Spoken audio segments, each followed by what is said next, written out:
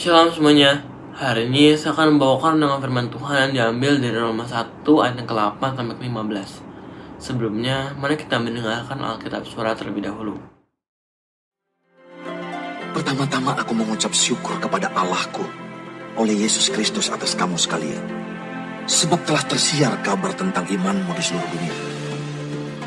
Karena Allah yang kulayani dengan segenap hatiku dalam pemberitaan Injil anaknya adalah saksiku bahwa dalam doaku aku selalu mengingat kamu. Aku berdoa, semoga dengan kehendak Allah, aku akhirnya peroleh kesempatan untuk mengunjungi kamu. Sebab aku ingin melihat kamu untuk memberitakan karunia rohani kepadamu, guna menguatkan kamu, yaitu supaya aku ada di antara kamu dan turut terhibur oleh iman kita bersama, baik oleh imanmu maupun oleh imanku. Saudara-saudara, aku mau supaya kamu mengetahui bahwa aku telah sering berniat untuk datang kepadamu. Tetapi hingga kini selalu aku terhalang, agar di tengah-tengahmu aku menemukan buah, seperti juga di tengah-tengah bangsa bukan Yahudi yang lain. Aku berhutang, baik kepada orang Yunani maupun kepada orang bukan Yunani, baik kepada orang terpelajar maupun kepada orang tidak terpelajar. Itulah sebabnya aku ingin untuk memberitakan Injil kepada kamu juga yang diam di Roma.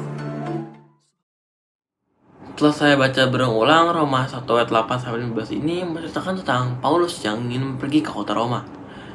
Nah, di sini muncul pertanyaan, mengapa Paulus ingin mengunjungi jemaat yang ada di Roma? Nah, setelah aku baca-baca, aku menemukan jawabannya di Roma 1 ini juga, yaitu pada Roma 1 ayat yang ke-8 yang berbunyi, pertama-tama aku mengucap syukur kepada Allahku oleh Yesus Kristus atas kamu sekalian, sebab telah bersiar kabar tentang imanmu di seluruh dunia.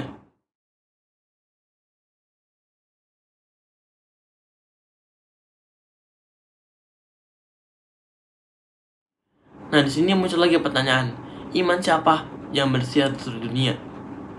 Jawabannya adalah iman jemaat di Roma. Kenapa demikian? Kenapa iman jemaat di Roma tersiar di seluruh dunia? Setelah aku ulik tentang jemaat di Roma, tentang orang-orang Roma ini, jemaat di Roma tuh memiliki raja yang sangat jahat, dan orang-orang Kristen awal mengidentifikasinya adalah seorang durhaka dan binatang, yaitu adalah Kaisar Nero. Kaisar Nero adalah seorang raja yang sangat jahat, karena dia adalah dalang utama kebakaran di Roma, dan tuduhan kepada umat Kristen yang menyebabkan mereka disalibkan dan membakar orang Roma hidup-hidup, dan dibuktikan dengan surat dari Petrus pada 1 Petrus 4 ayat ke-12 yang berbunyi, saudara-saudara yang kekasih, janganlah kamu heran akan nyalanya api siksaan yang datang kepadamu sebagai ujian.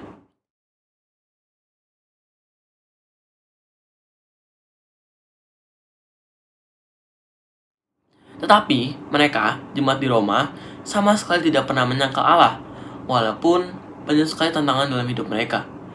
Nah, pertanyaannya, maukah kita memiliki iman seperti jemaat di Roma, walaupun kita sudah dianiaya? Jika kita mau, Tuhan sudah berjanji pada 1 Petrus 4 ayat yang ke-14 berbunyi, berbahagialah kamu jika dinista karena nama Kristus, sebab roh kemuliaan, yaitu roh Allah, ada padamu.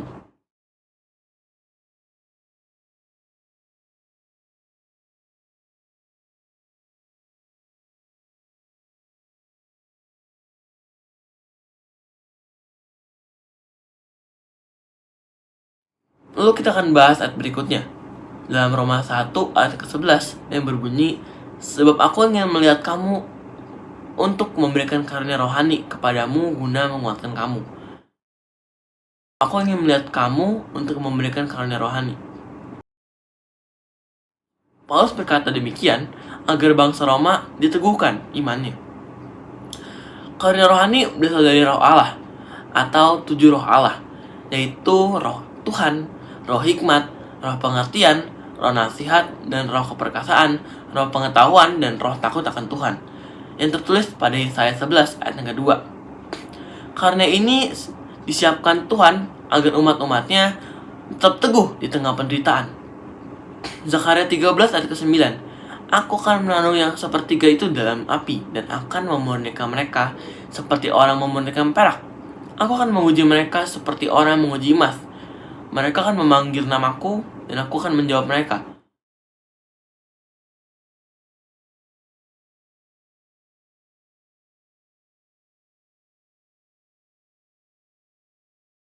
Aku akan berkata, mereka adalah umatku, dan mereka akan menjawab, Tuhan adalah Allahku. Di sini jelas, Tuhan berfirman bahwa umatnya akan dimurnikan seperti emas dalam api, agar mereka berseru kepada Tuhan dan hidup sebagai umat. Maka dari itu, karunia rohani yang diberikan Allah melalui rohnya menolong orang percaya tetap hidup dan setia ketika mereka diuji, seperti bangsa Roma yang tidak mengeluh waktu mereka dianiaya oleh Kaisar Nero. Yakobus 1 ayat ke-12. Berbahagialah orang yang bertahan dalam percobaan, sebab apabila mereka sudah tahan uji, ia akan menerima mahkota kehidupan yang dijanjikan Allah kepada barang siapa yang mengasihi Dia.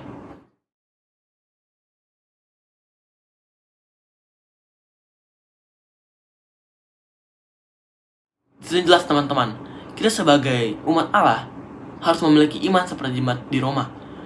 Ketika kita sudah tahan uji, Tuhan akan memberikan kita mahkota kehidupan.